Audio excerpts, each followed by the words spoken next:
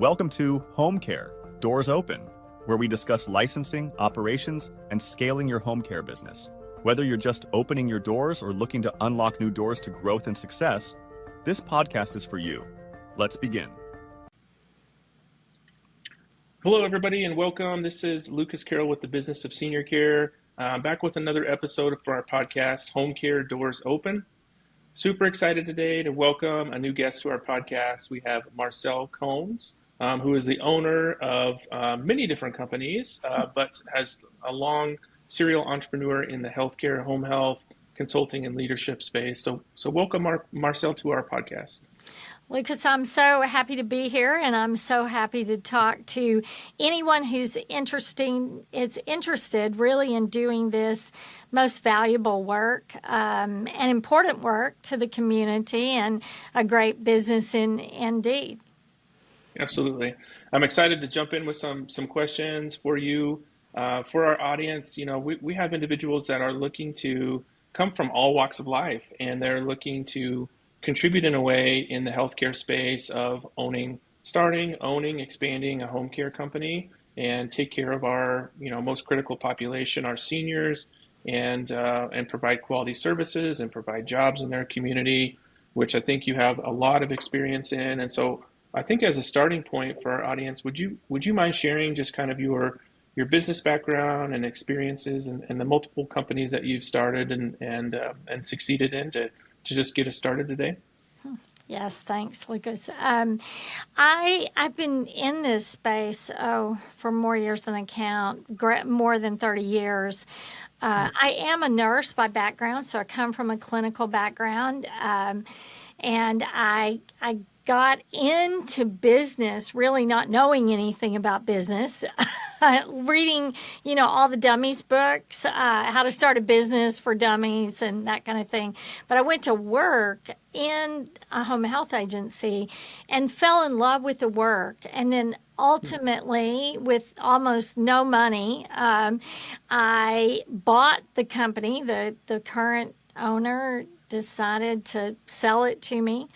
And that's been many, many years ago now, but I bought companies, I've sold, I have managed home health and hospice and all the home services for a large hospital system in the state of Texas. And then I went on to restart back into the space as a direct provider for home care and hospice in over 3 states. And I grew those from startup, from no patients, all the way up to we had about an average daily census of about 3,000 and over multiple offices, over 30 offices and branches within mainly rural communities, but we did do some metropolitan areas in Austin and north of Dallas, but it was in Texas, New Mexico, and Oklahoma.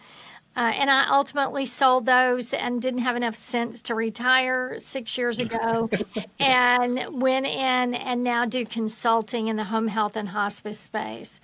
Also, in addition to the business where I'm teaching and training leaders. Absolutely.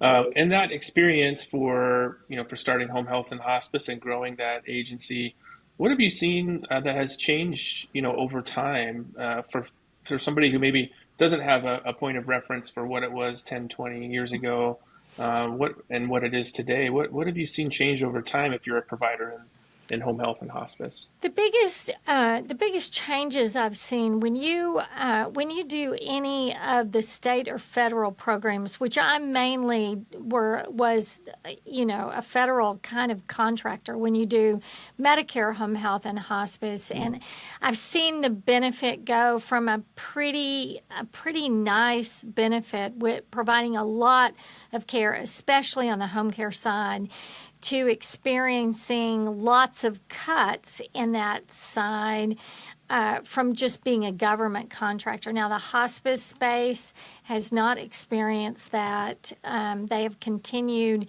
to be a very nice, stable service that's provided Also, you can't stop. You can't stop what's happening to the country, and that is, all these baby boomers that are now in their 70s and 60s and some in their 80s have exploded.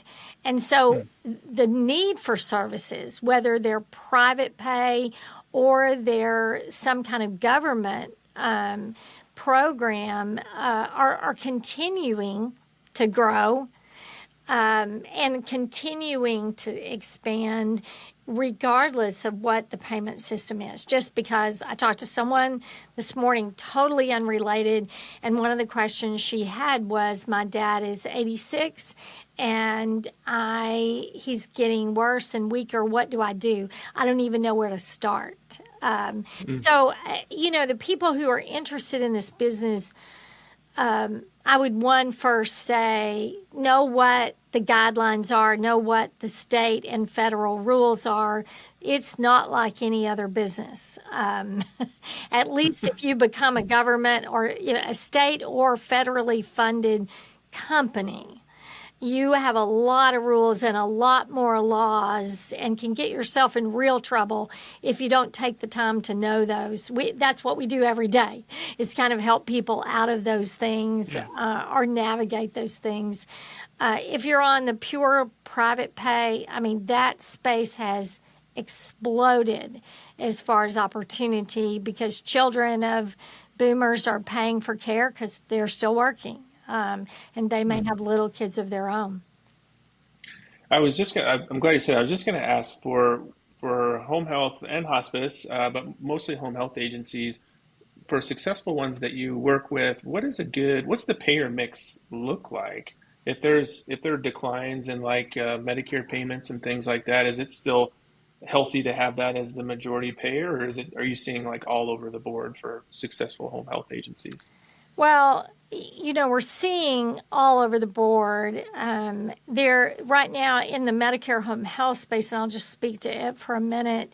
There's Medicare Advantage care, and I am not a proponent of Medicare managed care in the home care space because they have they can't per se limit the benefit, but they limit the benefit by prior authorizing it and then paying much less rates than they get from a traditional Medicare program.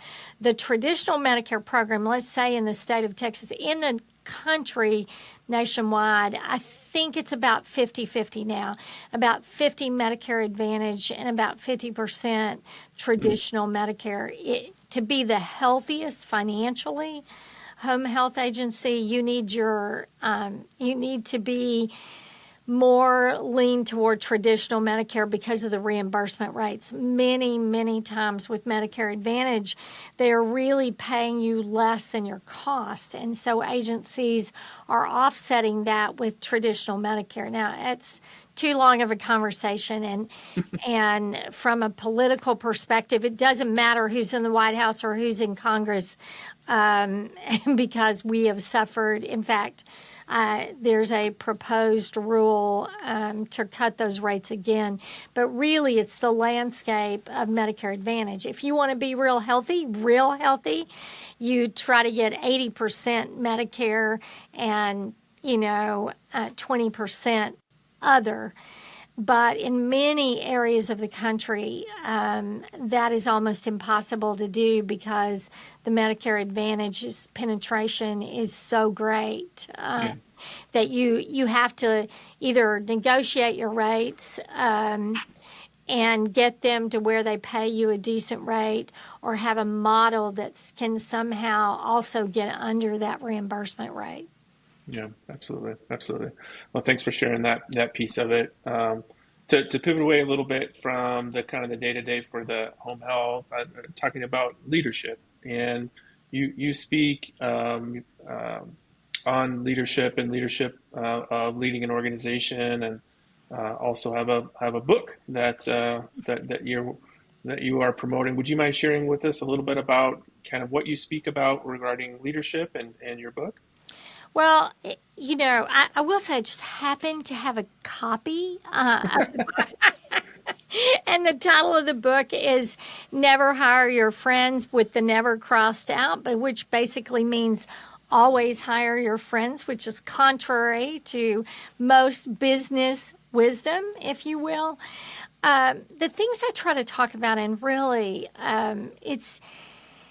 it seems so easy and yet so hard. How do we approach and be a business leader and be honest? How do we have humility and use that as a strength as we lead others? How do we look at the landscape and first say, for me to be a great leader, I've got to work on myself first. And how do I work on myself? And, part of it is included in my book to say, you, in working on yourself, you have to have some peers or some people, that are in your organization will tell you the truth, not the truth you want to hear. And there's that old term called groupthink, and I've seen that. In fact, I told a CEO, I think his company was about at 800 million, and I said, I really do believe that your key people are only telling you what you want to hear. And he, of course, exploded at me because he did not want to hear that from me, and said that was absolutely not the case. Now, he no longer has that position, but there was an illness in his middle management, and his senior management didn't want to tell him that. How do you have people who will help hold you accountable to the standards that's set out? And what are your values? Do you know your values? Do you know where is my no-go? I mean, I'm a scrapper. So if you're listening to this, don't think that Marcylle Combs is some sweet, nice person that can't get out there and compete. If it's my business, I'm going after it, and I'm going after it with both feet and both hands and at my whole body. So I'm going to compete, and I'm going to compete hard. But that doesn't mean that I don't have values, because I'm not going to lie or cheat or steal to get there. I'm not going to do that. And where is my line in that? It's just business.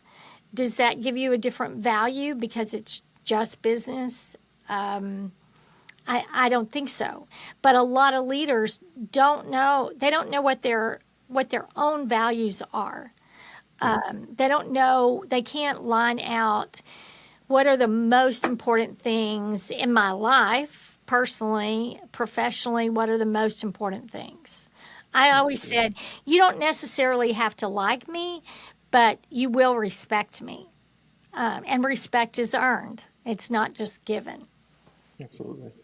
Now, I'm curious, when you're working with these key leaders in these organizations, what do you see some commonalities in leadership values and principles that are present or maybe absent when you see, healthy businesses that have, like people that will provide you feedback that maybe you don't want to hear, or that you see for healthy companies?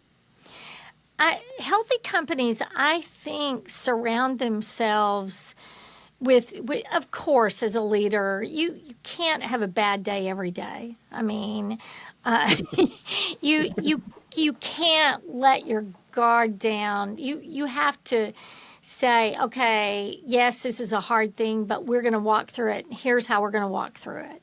You have to put forth the vision to get there. So I would say healthy organizations have a leader who has the vision. They also have a second person who's called a CFO, who it was like Walt Disney and his brother Roy. Walt Disney dreamed all the dreams, and Roy tried to figure out how to pay for them. And I obviously I didn't know those two people, but I've read lots about them. A healthy organization has to have a CEO that is looking to the future, always looking for a way out, all of that, but also listens to the person. Now, you may be both of those. You might, have a Sybil and Dibble, and you might have a split personality where I always say I go to bed at night thinking how depressed I am and how things are not going to work out. And I wake up in the morning and I have a new plan. So I think a leader who has a plan, but also listens to that CFO. And then, of course, if you're we're talking larger organizations. They also have a COO, who I always think of the COO as the person who really likes to keep everything moving. They make sure all the things are taken care of. They probably listen to the CFO more than the CEO does. They make sure that everything is in place. But people want to work for people. They'll even work for bad people as long as they know who they're coming to work for every day. Doesn't mean they're not going to have a bad day, but it does mean, someone told me one time, Marcylle, you're never going to be able to be an axe murderer because you're a creature of habit. So if I go to an airport, and I go to a lot of airports, I kind of always park in the same spot because I can't find my car if I don't. Too many airports, too many days, they all look, now you can take a picture, but back in the day, but even at that, I'm always you can almost predict my behavior, and people like that. They, even if they know, God, she's going to come in with another crazy idea and put us in the grave, they're all right with that. So that's probably simple down too much, but I think that's the key cornerstones of what I see in healthy organizations. Okay. Consistency, I think that's what you're saying too, is that from the employees, they know consistently whether, they like it all the time or they don't like it all the time. They can, they understand what the consistency is for their leaders. Right, exactly. Awesome. One kind of final question I'm thinking about from, to get your perspective on is that what do you see for in the healthcare space? As we look over the next 5 years or so, if you're a provider, if you're looking to, get into the space or expand your business in the space, what does it look like for you over the next 5 years or so in home care? I think any services provided in the home are going to expand. I think there's opportunity there. I think you have to be creative in your approach. What are you going to provide, and how's that going to look, and who are you going to partner with? We see a lot of people run at it. Some of the big guys have run at it. CVS, you see lots of things they're doing. Walgreens, Apple has talked about it. How's AI going to impact? I mean, how could you use AI, and what would that look like? Ross Perot said, if you know who he is, he ran for president unsuccessfully a few years back, said, one great idea, you're a millionaire for life. Now you need to be more than a millionaire. You need to be a billionaire. But there's always a new idea. And I just as a side note, yesterday I closed on a property and the notary was online. And you know what? I thought to myself, someone probably during COVID said, we've got to get these properties closed and we have to have a notary because there's too many fake people out there. How do we set this up? I thought it was brilliant. But if you're listening to this and you think, the home care space is already saturated, blah, blah, blah, it's really not true. There's always a new way to approach an old problem, and we're always looking for great people. I mean, who do you want to take care of your parents? Who do you want to take care of your grandparents? You don't want someone to tell them because they've lived in, 100 miles from healthcare, that now all of a sudden they have to go in 100 miles and live in a place that they are not comfortable in. because they can't get care where they are. So we need good voices and strong people and great leadership from A to Z in this space. And I hope if you're listening to this that you're interested in trying to do some piece of senior care. Mm-hmm. Absolutely. Perfect. That's a perfect way to end there. Thank you for sharing. Thanks for sharing your time and your wisdom and expertise, and with our audience. It's greatly appreciated. This is Marcylle Combs here on our podcast. Thank you. Have a great day. Okay. Thank you, Lucas. If you found this conversation valuable, please leave a review on your favorite podcast platform. Also, be sure to like, comment, and subscribe to our YouTube channel, The Business of Senior Care. We'll see you next time on Home Care. Doors open.